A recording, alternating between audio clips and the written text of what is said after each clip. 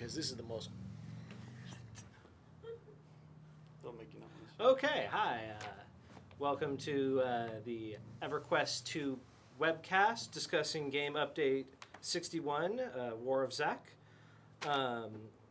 So with me I have Dave Smokejumper Georgeson, we have Greg Rothgar Spence, and I'm Eric Piestro Cleaver. So we've already talked a little bit about game update 61 in podcast 115, which can be downloaded from iTunes or SOE directly. But let's cover a few basics of the update, and then we'll get into some of the features we haven't discussed so much yet. So, Dave, War of Zek, that's what this update's called. Can you tell us a little bit about the storyline, where we are with Ralos and the kids?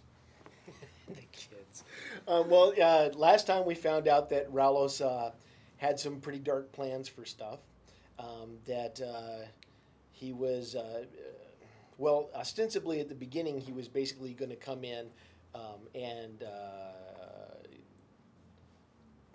how much of the information do they know? Yeah, this is tricky. This is a tricky question because obviously I don't want to tip stuff off. But basically, I'll say so. Ralos Zek, the Citadel of Drunder has come from the Plane of War and is showing up in Velius. And you go in there and you find out stuff. At the beginning, you think that basically what he's doing is he's rallying the giants of Kromzek to be able to march across Velius. And that's the trickiest. I don't know if they know exactly what he's supposed to do. Then best not give it away. Should have asked Melina. So he had some ulterior purpose that was a big deal. But then you find out, I'm pretty sure they know. But you find out that he actually has a much more sinister purpose than that, which will allow him to gather a huge amount of power from that was previously in the Twin Swords of Destiny. And when he has that power, he'll be able to do things like become king of all the gods. This GU, where we go to the Plane of War, is dealing with that end story for this part of the plot line. Okay, well, it's definitely good to be the king. It's good to be the king. How keep the power.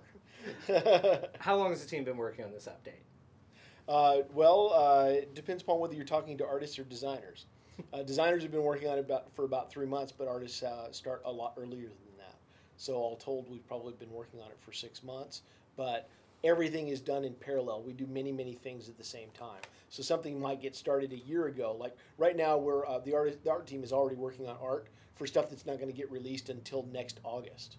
The pipeline is really long in advance, but the design team doesn't usually start working on stuff till about, say, 3 months or so before it gets released. Okay, well, that sounds like there's a lot of exciting stuff coming. Oh, yeah.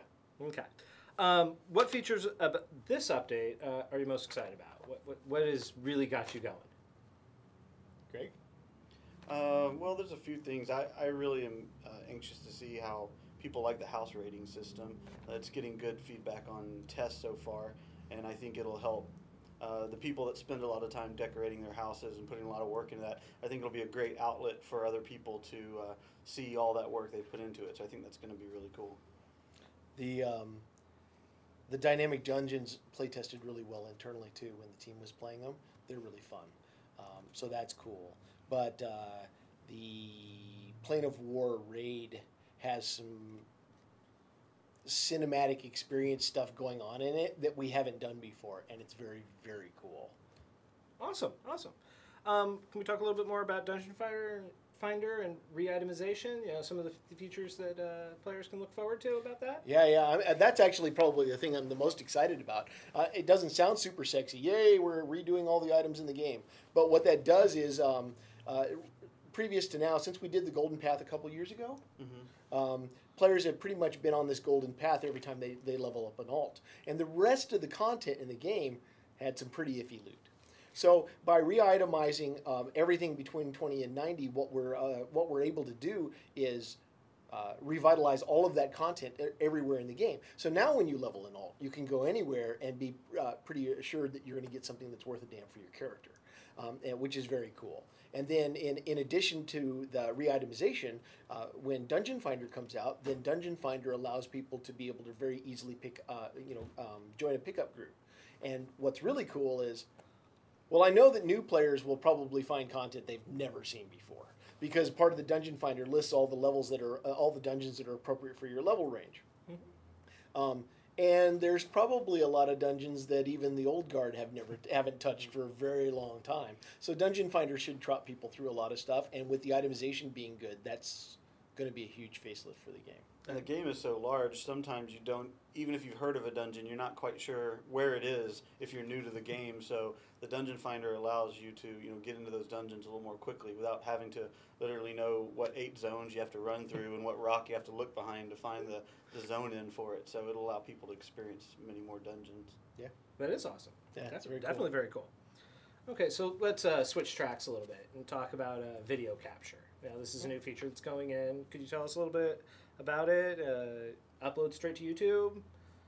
How much was a challenge was it to implement this? So it was not too bad to implement. Basically, it's going to allow you to do in-game video capture. It's going to store that file on your hard drive, and then when you're done with the capture, it's going to pop up a window that allows you to upload that straight to YouTube. So you'll put in your account information. You can add some keywords and give it title and description, and that'll be posted to your YouTube account. So it's going to be super easy for people to now share their in-game experiences with their friends, maybe that don't play EQII, but will be able to see what kind of things they're doing, whether they want to video them killing the latest raid boss or giving people a virtual tour of their home. There's going to be all kinds of things they can do with this. It's going to be really cool. Yeah, I can see guilds using it as, this is what you do on this raid, stuff like that. Well, that'll definitely be helpful. I know that digging through raid strats is often a difficult chore. Yeah. Cool. Being able to see it is just a huge help. And when we do dungeons later on in November, that'll be cool too. Very cool. So you can start seeing people get slaughtered in your dungeon and post it on YouTube, so you can laugh at them later. Do we have anything to help people find these videos, or? Well, they will automatically have keywords inserted, like EverQuest, EverQuest 2. A couple of common keywords will be added automatically to every video. So we're hoping, that just having these videos out on YouTube will bring a greater awareness to the game as well. So if you just go onto YouTube and you search for EQII or EverQuest 2, you'll probably start seeing a whole lot more videos now once this feature goes live. Cool. And could we talk about the goals of adding this feature? How do you guys see players using it? Well, pretty much just like what we were just saying. They'll use it in crazy ways we don't anticipate. I can imagine people doing a bunch of recording like this and doing mashups. But mostly I think that people will do it for things like, recording raid strategies for guilds and showing off houses, showing off the dungeons, even just showing off their character or flying mounts, whatever they're interested in. They'll post it and then link it to their friends and everybody can take a look at it. Sweet. Okay. Let's talk about the house rating system then. So what was the inspiration for this feature? What made you guys want to do a house rating? I think that, I don't know if you wanted to talk about it or... Oh, okay, it's my pet project. Right? So the house housing is one of the coolest features in EverQuest 2. In fact, it's one of the housing feature in EverQuest 2 is one of the strongest housing features of all games. In fact, arguably the only other game that has as strong a housing feature is Free Realms, it's just fantastic. But unfortunately, it's really well hidden right now. If you're not a house decorator or you're not in a house decorator guild, you probably have no idea about all these crazy upside down houses and ships in the air and entire furniture sets made out of books and just crazy stuff that people have put an enormous amount of time into. And what this housing rating feature does is it allows people to publish their house and then put it on leaderboards so that other people can see that they exist, be able to casually visit them, rate them, and then kind of play this one-upmanship game on the leaderboards. And as people, if you're on the leaderboard a bunch of time, eventually you can get onto the Hall of Fame, which is a permanent recording of the houses, and then your name is up in lights as a house decorator. So it's a way for people that are really interested in that kind of thing to expose their talent to more of the player base, and we think it'll be a lot of fun. And then this is also the first step to essentially the same thing for dungeons when we get down the road, so that when dungeons are published, you'll find them in this same sort of mechanism. You'll go to the leaderboard, sort by the kind of ratings you want, be able to click it, and go right straight to the dungeon. So it's a really, really cool system that will be brilliant for house decorators, and that's why we put it in. We've always had a really active community on the forums for posting their housing information, and you'll see a lot of regulars on there that are, posting pictures of their houses and commenting on other people's houses. But not everybody goes to the forums, so it'll be a really nice way of bringing this to in-game, so everybody can enjoy, seeing the work that these people are putting into their houses, which is just amazing. Oh, if you have just a couple of minutes, like sitting around, you're waiting for a friend to come home from work, or you're waiting for your raid to organize, or whatever it is, you can pull up the housing leaderboard, find a house that's cool, hit visit, go there, and when you're done looking at it, or you rate it or whatever, when you leave the door, you go right back to where you started. So you can really just eat up like 5 or 10 minutes of casual time checking out stuff if you don't have something else that you'd rather do. Cool. I mean, I think it's just fantastic, highlighting the creative aspects of the community. I mean, I'm not one of those creative people. I designed a house. It looks like a house, a very, very boring utilitarian house. So whenever I get to go out and check out player housing, I am just astounded by what people do, and making it easier to find and easier for people to highlight the really, the most exciting contributions, I think is just absolutely awesome. The stuff they've been doing with the Tenebrous Tangle Island is just amazing. I can't believe they can build the houses out of the little furniture pieces that we've made available. I mean, the stuff that they're so clever in how to use this stuff. We'll be making new sets of things because we're watching what they're doing and how much trouble it is to do what they're doing. We're going to make a bunch of extra pieces. We're not going to release them right away, but down the line before the end of the year, we're going to make a bunch of extra pieces to make more stuff possible. Very cool. Yeah, that'd be really neat. Okay. Is there a limit to the number of houses a player could submit for rating? No, not right now. You can submit. There's a limit to how many houses you can own, so that's really the only limit. You can publish every house if you like. Very cool. You used to be able to own 10 houses, but as of GU61, you'll be able to own 20. Okay. And so what are the rewards if your house gets selected, aside from Hall of Fame? Well, mainly there are some achievements for getting houses in the Hall of Fame, and then in the house system itself, you'll get awards. And yeah, those achievements will grant you titles. So the more houses you get into the Hall of Fame, the greater title you'll get. And when a house does enter the Hall of Fame, you'll be sent an in-game email which will have a trophy attached to it that you can actually place in your house. Nice. And it's cool, when you mouse over the trophy, it'll have the name of your house, your name on it, and the date that it was inducted into the Housing Hall of Fame. So that's really cool. You can have that in there for everybody to see. So that's pretty neat. Very cool. I can see people with trophy racks now. Yeah. We hope so. Okay, now Amneris specifically asked me to ask you guys this question. There's some alternate ability tree changes going in and some other things that players need to be aware of. So if you could sort of break down what people need to be aware of going into this update and what to expect. Okay, yeah, just running through it really quick. We redid the class trees on the AA structure. So because we redid those, we're basically releasing all of the AA points. So you have to respend your AA points. Just be aware that when you log in after GU61, you need 15 minutes to reapply your AAs. But that's true. And then also because of the re-itemization, we're unattuning everything. So you'll be able to re-attune all your objects, which is or trade them away if you no longer want them. Should be a serious positive for players because unattuned you can't do anything. Attuned you can't do anything with. And then the other thing is because of the re-itemization, when we do the update, if you're wearing items that have adornments on them, then the adornments will pop off and go back into your inventory. And that's only because we're changing the stats and have to do that. So they'll pop off, but then you'll be able to just reapply the adornments back to anything you want to. And that's only on worn items. Yeah, so only the items you actually have equipped. Yeah, make sure before you log out before the update, you get those items on that you want to have the adornments refunded for. So. Yeah, that works. Okay.